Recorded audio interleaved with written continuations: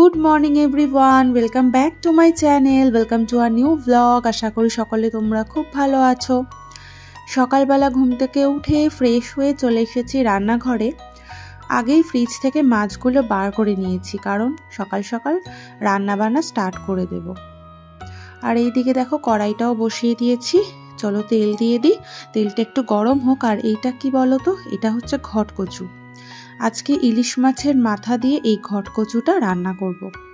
তো তার আগে ভাবছি চিংড়ি মাছটা একটু ভেজে নিই। অল্প পরিমাণেই চিংড়ি মাছ রয়েছে, যেটা আমি লাউ দিয়ে রান্না করব। তোমাদের তো বলেইছি চিংড়ি মাছ আমাদের খুব একটা খাওয়া হয় না, কিন্তু চিংড়ি মাছ খেতে আমার ভীষণ ভালো লাগে। তো অল্প একটু চিংড়ি মাছ ছিল, ভাবলাম কি একটু লাউ দিয়ে মাখা মাখা করে করি। যদিও বা বেবির পাপাকে আমি চিংড়ি মাছগুলো দেবো না, বেছে বেছে চিংড়ি মাছগুলো আমি খেয়ে নেব, ওকে একটু লাউটাই দেব। আর ওদিকে কচুটা সেদ্ধ হতে বসিয়েছি। আর এই যে সকাল সকাল বোন তো বেরিয়ে পড়বে, কারণ ওর অফিস আছে। আর ওকে বললাম যে রান্নাবান্না করছি, তুই একটু ভাত খেয়ে যা। কিন্তু সকালবেলা না, ও একদমই ভাত খেয়ে যেতে পারবে না বললো, যেহেতু অনেকটা জার্নি করে যেতে হবে। বললো আমাকে একটু ছাতু গুলে দে ঘন করে, সেই ছাতুটাই খেয়ে যাব। দেখো এত কিছু রান্নাবান্না করছি, ও কিছুই খাবে না। তো এই যে রেডি হয়ে গেছে, আর মাম্মামও রেডি হয়ে গেছে স্কুলে যাবে বলে।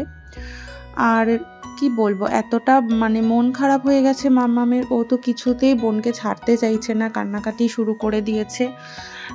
ও কিছুতেই আর কি মিমমিমকে ছাড়বে না। ওকে অনেক বোঝানো হচ্ছে, ভোলানো হচ্ছে, কিন্তু ওই আর কি ও কি বলবো, আমাদের বাড়ি থেকে যখনই কেউ আসে ও তাদেরকে যেতে দিতে চায় না। আর মিমমিমের সাথে যেহেতু ওর খুব একটা ভালো বন্ডিং, তাই জন্য ও কিছুতেই ছাড়তে চাইছে না। এদিকে বোনের তো অফিস আছে, ওর যেতেই হবে, ওর তো ছুটি নেই, না হলে ওকে আরও 2 দিন রেখে দিতাম। আর দেখো না, ওরও স্কুল আছে, ওরও স্কুলে লেট হয়ে যাচ্ছে, 8:45 প্রায় বাজতে যায়, এখনও বেরোতে পারেনি। দেখো ওকে অনেক ভুলিয়ে ভালিয়ে, বোনও অনেকটা ভোলাচ্ছে, কিন্তু বাচ্চা মানুষ, বুঝতেই পারছো যে ও কিছুতেই আমার বোনকে ছাড়তে চাইছে না। অনেক কষ্ট করে ওকে আর কি ম্যানেজ করে ওকে স্কুলে পাঠানো হয়েছে। আর ও খালি বলছে যে মিমিম তুমি ড্রেসটা চেঞ্জ করে ফেলো, তুমি ঘরে যাও। আর ও বুঝতেই পারছে যে আমার বোন চলে যাবে, তাই জন্য এই সমস্ত কিছু করছে। আর ওকে আমি কিছুতেই আটকাতে পারছি না। প্রত্যেকবারই এইরকমই করে, জানো তো, প্রত্যেকবার। কিন্তু কিছু তো করার নেই। আর এখন বুঝতে শিখেছে, এখন তো আরোই বায়না বেড়ে গেছে। এই দেখো দরজা ধরে দাঁড়িয়ে আছে, ও কিছুতেই যেতেও দেবে না। আর এদিকে জামা ধরে টানছে যে আমার বোনকে ঘরে নিয়ে যাবে।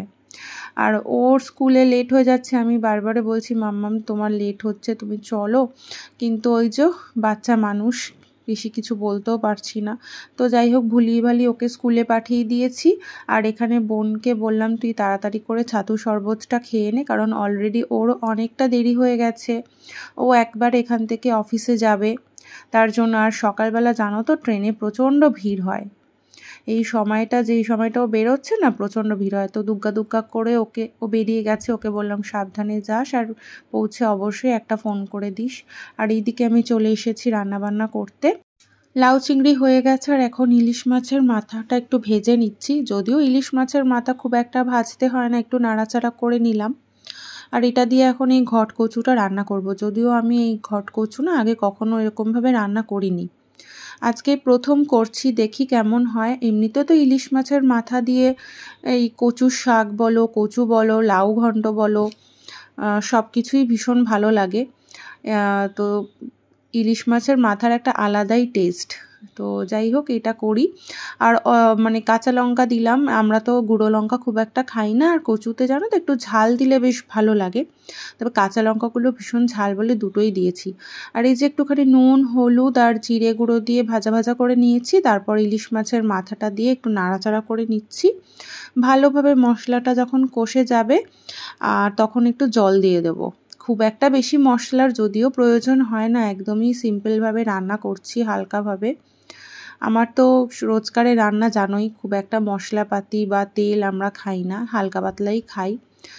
তো এইদিকে এটা কচুটা আর একটু সেদ্ধ হোক, ততক্ষণে এই যে লোটে মাছটা যেটা ছিল, লোটে মাছটা একটু মশলা মাখিয়ে নিই। আজকে লোটে মাছটা ভেবেছি একটু অন্যরকমভাবে করব। এই যে পেঁয়াজ কেটে নিয়েছি ঝিরিঝিরি করে, পেঁয়াজটা দিলাম, কাঁচা লঙ্কা দিলাম, নুন দিচ্ছি পরিমাণ মতো, আর হলুদ দেব, আর সাথে দেব হচ্ছে একটু জিরে গুঁড়ো। তোমরা যারা কাশ্মীরি রেড চিলি পাউডার খাও দিতে পারো। আর একটু রসুন ঘষে দিচ্ছি, আর 2-3টে রসুনের কোয়া এমনি গোটা দিয়ে দেব। রসুনটা দিলে না টেস্ট ভীষণ ভালো আসে। আর একটুখানি ওপর থেকে দিয়ে দেবো হচ্ছে সর্ষের তেল। মানে বলতে পারো এই যে মাছটা একবারে ভালো করে মাখিয়ে কড়াইতে বসিয়ে দেব। লোটে মাছটা দেখেছি অনেকেই মানে খায় না, জানি না রান্না করতে জানে না, না খেতে ভালো লাগে না জানি না, কিন্তু লোটে মাছটা কিন্তু মানে ভালোভাবে রান্না করলে ভীষণ ভালো লাগে।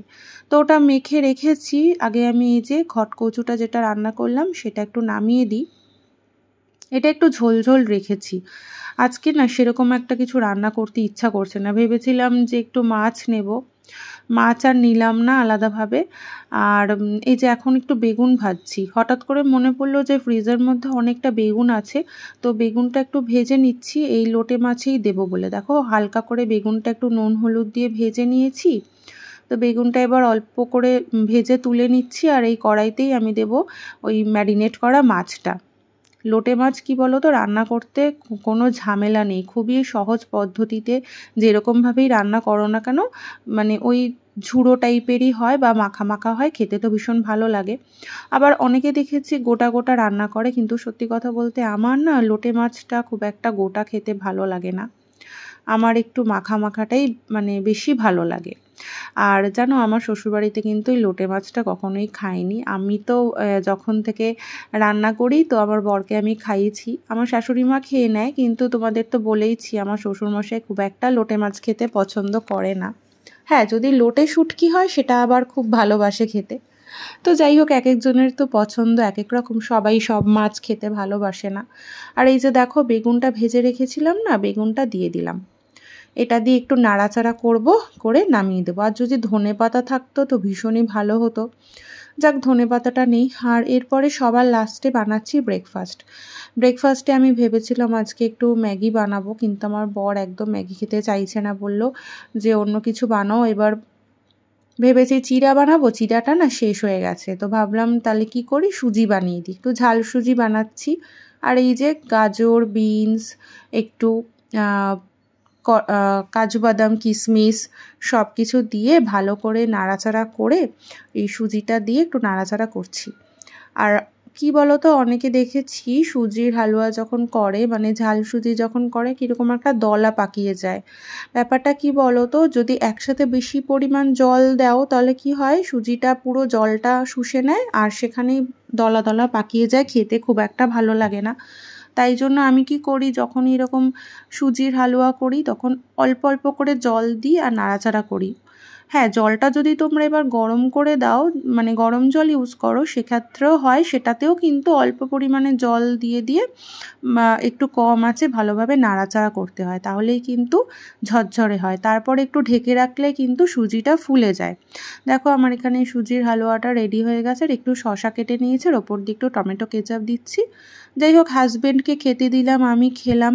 আর আমার আজকে মনটা একদম ভালো নেই সত্যি কথা বলতে। বোন আসে আর চলে যায়, আর আমার প্রচণ্ড মন খারাপ করে। আর এই যে মাম্মাম তো স্কুলে গেছে, আর ওকে স্কুল থেকে আনার টাইমও হয়ে গেছে। তার আগে ভাবলাম যে এই যে ওর খেলনাগুলো সব খাটের মধ্যে ছড়ানো রয়েছে, এগুলো একটু ভালোভাবে পরিষ্কার করি। এগুলো কিছু ও ছড়িয়ে যায়নি, এগুলো সব আমি ওর বার করেছি পরিষ্কার করব বলে। মাঝে মাঝে কি করি, মানে আমাদের জিনিসপত্র তো পরিষ্কার করার সাথে সাথে না বেবির জিনিসপত্র আমি পরিষ্কার করি। কীরকম বলো তো, এই যে সফট টয়েসগুলো দেখছো না, এগুলো আমি না মাঝে মাঝে ওয়াশিং মেশিনে দিই, তাতে করে এত ভালো পরিষ্কার হয়। কারণ বাচ্চা মানুষ তো এটা ওটা করে, মাটিতে ফেলছে, নোংরা করছে, তো ওগুলো নিয়ে আবার খেলছে, তাই জন্য ধুলো জমে যায়। তো যাই হোক, এই যে হাজবেন্ড এসেছে, আমাকে বলছে যে তুমি রেডি হও, বেবিকে আনতে যাব। তো চলো ভিডিওটা এই অবধি রাখছি। যদি কিছু ভালো লেগে থাকে অবশ্যই একটা লাইক আর কমেন্ট করে দিও। আবার তোমাদের সাথে দেখা হবে অন্য কোনো নতুন ভিডিওতে। সবাই ভালো থাকবে, সুস্থ থাকবে, টাটা।